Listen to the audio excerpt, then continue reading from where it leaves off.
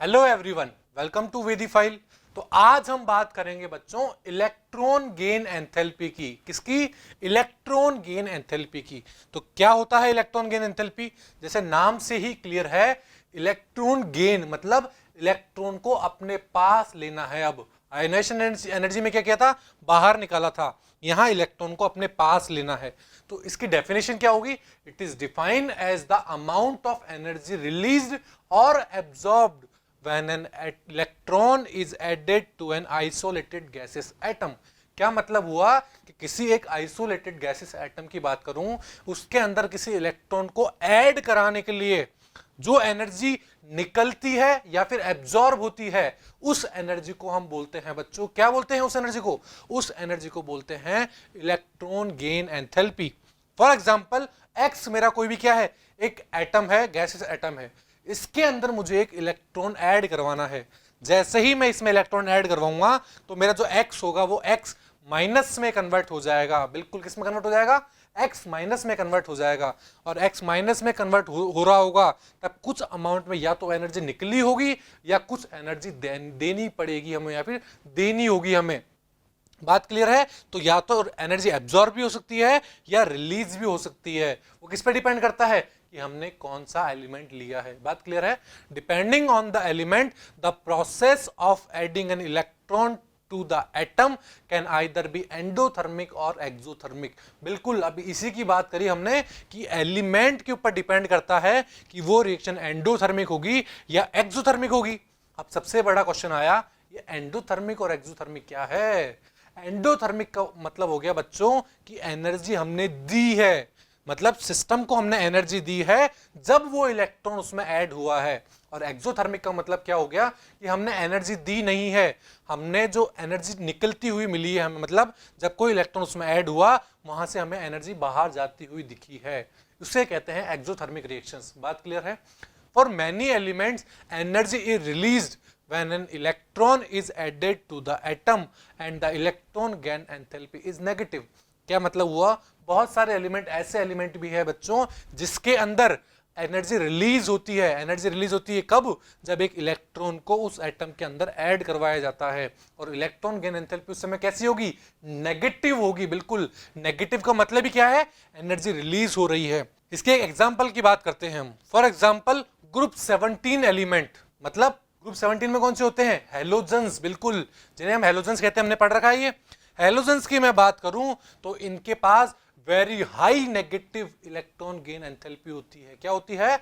बहुत ज्यादा नेगेटिव में क्या होती है? इलेक्ट्रॉन गेन एंथैल्पी होती है। और नेगेटिव का मतलब मैंने बता चुका हूं कि नेगेटिव का मतलब एनर्जी रिलीज होती है। और ऐसा क्यों होता है? Because they can attain stable noble gas configuration. क्योंकि जैसे ही हम जानते हैं हैलोजेंस के अंदर आउटर मोस्ट शेल में 7 इलेक्ट्रॉन्स होते हैं, और जैसे ही एक इलेक्ट्रॉन मिलता है तो वो stable noble gas electronic configuration में कन्वर्ट हो जाते हैं एक इलेक्ट्रॉन लेने के बाद। और जैसे ही स्टेबल इलेक्ट्रॉनिक कॉन्फ़िगरेशन में कन्वर्ट हुए तो वहां पर एनर्जी रिलीज हो जाती है बच्चों। जिसे ही हमें स्टेबिलिटी मिलती है तो हम रिलैक्स हो जाते हैं। इसी तरह एलिमेंट में भी जैसे उसका ऑक्टेट कंप्लीट होता है, उसके लास्ट शेल में कंप्लीटली फील्ड ऑर्बिटल बना तो वहां से एनर्जी रिलीज हो जाती है और हमें highly negative electron gain enthalpy मिलती है। बात क्लियर है यहां तक? उसी तरह अगर मैं दूसरी तरफ बात करूं नोबल गैसेस की, नोबल गैसेस कौन से होते हैं? 18th group element. बिल्कुल, नोबल गैसेस की बात करूं तो उनकी इलेक्ट्रॉन गेन एंथैल्पी क्या होती है? बहुत ज्यादा पॉजिटिव होती है, लार्जली पॉजिटिव होती है। ऐसा क्यों होता है बच्चों? बिकॉज इलेक्ट्रॉन जो है वो उसके हाइयर प्रिंसिपल क्वांटम नंबर में ऐड होगा, क्योंकि नोबल गैस का बहुत स्टेबल कॉन्फ़िगरेशन होता है, मतलब बिल्कुल फुल्ली फील्ड होता है। तो अब जो इलेक्ट्रॉन ऐड होगा वो एक नए शेल में ऐड होगा। मतलब जैसे कि नोबल गैस आप ये एक देख पा रहे हैं, इसके अंदर आप देख पा रहे हैं कंप्लीटली फील्ड ऑर्बिटल है, अब इलेक्ट्रॉन ऐड नहीं हो सकता। अगर हमें इसमें इलेक्ट्रॉन ऐड कराना है तो एक नया शेल इंट्रोड्यूस करना पड़ेगा, और नया शेल इंट्रोड्यूस करते ही बहुत अनस्टेबल इलेक्ट्रॉनिक कॉन्फ़िगरेशन बन जाएगा। दैट मींस नए शेल में इलेक्ट्रॉन ऐड कराना इतना इजीली नहीं होगा, इसलिए हमें बहुत ज्यादा अमाउंट में एनर्जी देनी पड़ेगी इसको। और ज्यादा एनर्जी देने का मतलब क्या हो गया? Highly positive electron gain enthalpy होती है। किसके केस में? हमारे नोबल गैसेस के केस में। बात समझ में है आपको कि हैलोजेंस और नोबल गैसेस में कैसे कैसे वेरिएशन होता है?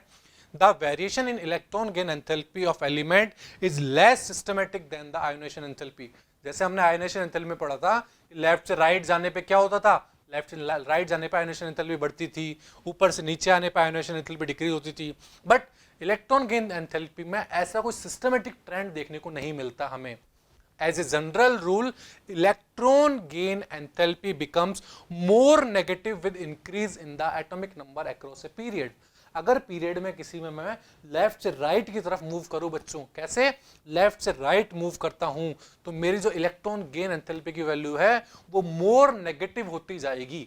क्या होती जाएगी? मोर नेगेटिव होती जाएगी। अब ऐसा क्यों? मोर नेगेटिव का मतलब क्या है, पहले बच्चों उसको समझिए। मोर नेगेटिव का मतलब है वहां से एनर्जी रिलीज जो हो रही है वो जैसे जैसे हम लेफ्ट से राइट की तरफ मूव कर रहे हैं तो ज्यादा एनर्जी रिलीज होती जाएगी। अब ऐसा क्यों होता है बच्चों, उसको समझते हैं। The effective nuclear charge increase from left to right. Left से राइट जाते हैं तो हमने देखा था कि इन सभी एलिमेंट्स में इफेक्टिव न्यूक्लियर चार्ज क्या होता है? बढ़ता है। इफेक्टिव न्यूक्लियर चार्ज बढ़ने के साथ साथ क्या होता है? एटम छोटा होता जाता है, मतलब न्यूक्लियर चार्ज बढ़ता होता है तो वो इलेक्ट्रॉन्स को अपनी तरफ खींचता है। जैसे जैसे हम लेफ्ट से राइट जाते हैं न्यूक्लियर चार्ज बढ़ रहा है, और न्यूक्लियर चार्ज बढ़ने के साथ साथ उसके जो इलेक्ट्रॉन्स है, इलेक्ट्रॉन्स और न्यूक्लियस के बीच में अट्रैक्शन बढ़ रहा है। अट्रैक्शन बढ़ने के साथ साथ जो कोई नया इलेक्ट्रॉन होगा वो बहुत इजीली यहाँ पर आ जाएगा क्योंकि न्यूक्लियर का चार्ज ज्यादा है। बात क्लियर है? We should also expect electron gain enthalpy to become less negative as we go down in a group. मतलब पीरियड में हमने बात कर ली कि यहां से यहां जा रहे हैं तो न्यूक्लियर चार्ज बढ़ रहा है, और चार्ज बढ़ रहा है तो अट्रैक्शन बढ़ रहा है न्यूक्लियस का और इलेक्ट्रॉन्स का, तो एक जो इलेक्ट्रॉन ऐड होगा वो बहुत इजीली ऐड हो जाएगा और वहां से एनर्जी भी बाहर निकलेगी, बहुत इजीली निकल जाएगी। इसी तरह मैं ग्रुप में बात करूं तो ग्रुप में क्या था बच्चों? ऊपर से नीचे आने पर, कहां?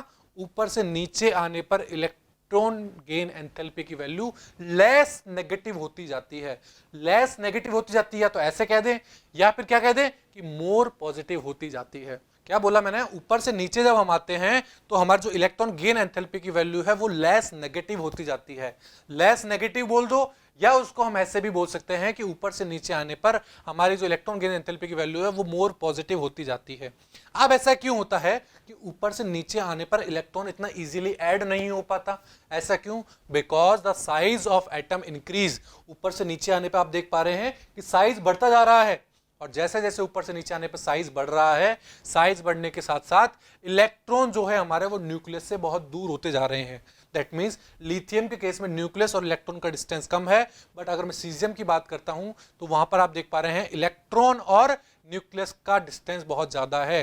दैट मीन न्यूक्लियर चार्ज इतना ज्यादा नहीं है, तो नया जो इलेक्ट्रॉन ऐड होता है वो इतना इफिशिएंटली ऐड नहीं होता वहां पर। बात क्लियर है आपको कि क्यों इसमें ऐसा होता है? ऊपर से नीचे आने पर electron gain enthalpy less negative क्यों होती है? बात क्लियर है?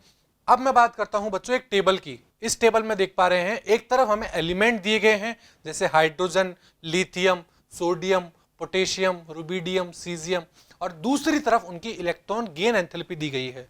तो आप देख पा रहे हैं हाइड्रोजन की इलेक्ट्रॉन गेन एंथैल्पी कितनी है? -73। ठीक है। अगर मैं बात करूं किसकी? लिथियम की बात करता हूं तो -60 है। सोडियम की बात करता हूं तो कितनी होती है? सोडियम की होगी हमारी -53। पोटेशियम की बात करूं -48। फिर मैं बात करूं रुबिडियम की -47, और सीजियम की अगर मैं बात करता हूं तो वो होती है -46। तो आप क्या ऑब्जर्व कर रहे हो बच्चों? यहाँ पे आप यहाँ पर ऑब्जर्व कर रहे हो कि जैसे जैसे हम ऊपर से नीचे आ रहे हैं हमारी इलेक्ट्रॉन गेन एंथैल्पी की वैल्यू डिक्रीज हो रही है। बिल्कुल जैसे हाइड्रोजन के केस में -73 थी, बट अगर मैं सीजियम की बात कर रहा हूं तो -46 ही है। दैट मीन्स ऊपर से नीचे आने पर इलेक्ट्रॉन गेन एंथैल्पी क्या हो गई? डिक्रीज हो गई। और ऐसा क्यों हुआ? क्योंकि जो नया इलेक्ट्रॉन ऐड होता है उसमें और न्यूक्लियस के बीच में बहुत ज़्यादा डिस्टेंस होता है, तो न्यूक्लियस का चार्ज वहाँ तक इतना इफेक्टिव नहीं हो पाता, तो इलेक्ट्रॉन ऐड होता है तब बहुत कम अमाउंट में एनर्जी रिलीज होती है। बात क्लियर है फर्स्ट ग्रुप की? इसी तरह अगर मैं इसी टेबल में मैं एक और टेबल की बात करता हूं ग्रुप 18 एलिमेंट्स की। किसकी? ग्रुप 18 एलिमेंट्स जो होते हैं हमारे कौन से? Noble gases. For example helium, neon हो जाए, आर्गन हो जाए, क्रिप्टॉन हो जाए, जिनॉन, रेडॉन, इनकी बात करूं मैं तो इनकी अब मैं वैल्यू बात करता हूं। वैल्यू क्या होगी? देखिए हीलियम के अंदर मैं बात करूं तो उसके इलेक्ट्रॉन गेन एंथैल्पी हो जाएगी 48। अगर नियॉन की बात करूं तो 116 हो गई, और अगर आर्गन की बात करूं तो 96, क्रिप्टॉन 96, जिनॉन 77, रेडॉन 68। तो यहां आप क्या देख रहे हैं, यहां पर पॉजिटिव वैल्यू है इलेक्ट्रॉन गेन एंथैल्पी की। दैट मींस मुझे एनर्जी देनी पड़ रही है, कब, इलेक्ट्रॉन ऐड कराने के लिए। और हमने बोला था कि ऐसा क्यों होता है नोबल केसेस में, क्योंकि ये कंप्लीटली फील्ड ऑर्बिटल होते हैं इसके पास। तो जो नया इलेक्ट्रॉन ऐड होता है वो नए शेल में जाता है, और नए शेल में जाने का मतलब है कि नई एनर्जी देनी पड़ेगी हमें। इसलिए इनकी नोबल गैसेस के अंदर हमारे पास पॉजिटिव वैल्यूज आती है इलेक्ट्रॉन गेन एंथैल्पी की। बात क्लियर है आपको? ग्रुप 1 और ग्रुप 18 समझ में आया। इसी तरह अब मैं बात करूं अगर ग्रुप 16 और ग्रुप 17 एलिमेंट्स की, तो वहां पर इलेक्ट्रॉन गेन एंथैल्पी की वैल्यू क्या होगी, उसको भी हम बात करके और कुछ अंडरस्टैंड करते हैं कि कैसे कैसे वेरिएशन आता है। ग्रुप 16 की मैं बात करूं तो क्या होता है, O हो गया, S हो गया, SE, TE, PO, ये सब क्या है मेरे, ये मेरे 16 ग्रुप एलिमेंट है। और इनकी इलेक्ट्रॉन गेन एंथैल्पी की बात करूं तो वो सब आपको यहां दिखा रखी है, देख पा रहे हैं आप। इसी तरह अगर मैं ग्रुप 17 की बात करूं तो ग्रुप 17 के एलिमेंट्स ये हो गए मेरे पास, और इस ग्रुप 17 के एलिमेंट्स के अंदर फ्लोरीन, क्लोरीन, ब्रोमीन, आयोडीन और ये सब जो भी एलिमेंट्स हैं, इनकी इलेक्ट्रॉन गेन एंथैल्पी इसके साइड में दी गई है, देख पा रहे हैं आप। तो आप यहां क्या ऑब्जर्व कर रहे हैं, आप देख पा रहे हैं कि जो ग्रुप 17 एलिमेंट्स है मेरे, उनके अंदर इलेक्ट्रॉन गेन एंथैल्पी की वैल्यू बहुत ज्यादा नेगेटिव है, बिल्कुल। और 16 में देखें तो नेगेटिव तो है, बट 17 के कंपेयर में बहुत कम है। क्यों? क्योंकि 17 के अंदर वैलेंस शेल में 7 इलेक्ट्रॉन होते हैं, तो एक और इलेक्ट्रॉन ऐड होते ही वो नोबल गैस कॉन्फ़िगरेशन में आ जाता है। बात क्लियर है? अब यहां पर आप क्या देख पा रहे हो, आप यहां पर देख पा रहे हो कि जो इलेक्ट्रॉन गेन एंथैल्पी है किसकी, ऑक्सीजन और फ्लोरीन की, वो सल्फर और क्लोरीन से कम है। बिल्कुल, क्या बोला मैंने कि ऑक्सीजन और फ्लोरीन की जो इलेक्ट्रॉन गेन एंथैल्पी है वो सल्फर और क्लोरीन से कम है। जैसा कि आप यहां देख पा रहे हो 16 ग्रुप में आप क्या देख पा रहे हो कि ऑक्सीजन की इलेक्ट्रॉन एंथैल्पी क्या है, कम है, और सल्फर की ज्यादा है। बट 17 ग्रुप में आप क्या देख पा रहे हो कि फ्लोरीन की इलेक्ट्रॉन गेन एंथैल्पी कम है, बट क्लोरीन की इलेक्ट्रॉन गेन एंथैल्पी ज्यादा है। अब ऐसा क्यों, क्या ये एक एक्सेप्शन है? बिल्कुल, हम इसे एक एक्सेप्शन बोल सकते हैं। और इसका रीजन क्या है, this is because when an electron is added to oxygen और फ्लोरीन, ऑक्सीजन और फ्लोरीन में जब कभी भी कोई इलेक्ट्रॉन ऐड होता है, तो वो जो इलेक्ट्रॉन जो ऐड होता है वो स्मॉलर क्वांटम नंबर में जाता है। That means n equal to 2 में जाता है, और n इक्वल टू 2 में जाता है अगर ऑक्सीजन और फ्लोरीन के अंदर, तो वहां पर एक रिपल्शन जनरेट हो जाता है इलेक्ट्रॉन्स के बीच में, क्योंकि n इक्वल टू 2 का शेल छोटा होता है। बिल्कुल, क्या होता है, छोटा होता है। फॉर एग्जाम्पल मैं बात करता हूं, ये मेरा फ्लोरीन है और ये मेरा ऑक्सीजन है। अगर इन दोनों में इलेक्ट्रॉन ऐड होता है तो वो सेकंड शेल में ऐड होगा, देख पा रहे हैं आप, एक एक इलेक्ट्रॉन सेकंड शेल में ऐड हो चुका है। जैसे ही इनके अंदर इलेक्ट्रॉन ऐड हुआ तो आप देख पा रहे हो इलेक्ट्रॉन इलेक्ट्रॉन के बीच में रिपल्शन होने लग गया है। बच्चों, क्या होने लग गया है, इलेक्ट्रॉन इलेक्ट्रॉन के बीच में रिपल्शन होने लग गया है। इस रिपल्शन की वजह से इसके अंदर इलेक्ट्रॉन ऐड कराते हैं तो कम अमाउंट में एनर्जी बाहर निकलती है। बट अगर मैं बात करूं सल्फर और क्लोरीन की, किसकी, सल्फर और क्लोरीन की बात करता हूं मैं, तो यहां पर जो इलेक्ट्रॉन ऐड हो रहा है वो कहां जा रहा है बच्चों, n equal to third energy level में जा रहा है। किसमें, n equal to third energy level, या मैं बोल दूं थर्ड शेल में जा रहा है। और थर्ड शेल में आप देख पा रहे हो कि सेकंड शेल से बड़ी शेल है, तो वहां पर रिपल्शन कम होगा। किसके बीच में, इलेक्ट्रॉन इलेक्ट्रॉन के बीच में जो रिपल्शन होगा वो बहुत कम होगा। बच्चों, बात क्लियर है आपको कि ऑक्सीजन और फ्लोरीन की इलेक्ट्रॉन गेन एंथैल्पी कम क्यों थी और सल्फर और क्लोरीन की इलेक्ट्रॉन गेन एंथैल्पी ज्यादा क्यों है, क्योंकि वहां पर बड़े शेल में इलेक्ट्रॉन जा रहा होता है तो वहां पर रिपल्शन इतना नहीं होता है, तो एनर्जी ज्यादा ही रिलीज होती है। बात क्लियर है? तो इन एक्सेप्शन को बच्चों हमें ध्यान में रखना है, क्योंकि हमें एग्जाम में कभी इन्हीं से ही क्वेश्चन उठा के पूछ लिया जाता है कि इलेक्ट्रॉन गेन एंथैल्पी किस में ज्यादा होती है, किस में कम होती है, क्या ट्रेंड होता है, इन सब चीज के बारे में हमें ध्यान रखना है। बात क्लियर है? अब इलेक्ट्रॉन गेन एंथैल्पी के आसपास ही एक घूमती हुई टर्म होती है इलेक्ट्रॉन एफिनिटी। क्या होता है इलेक्ट्रॉन एफिनिटी? तो इलेक्ट्रॉन एफिनिटी क्या होता है, इसके बारे में हम बात करने जा रहे हैं।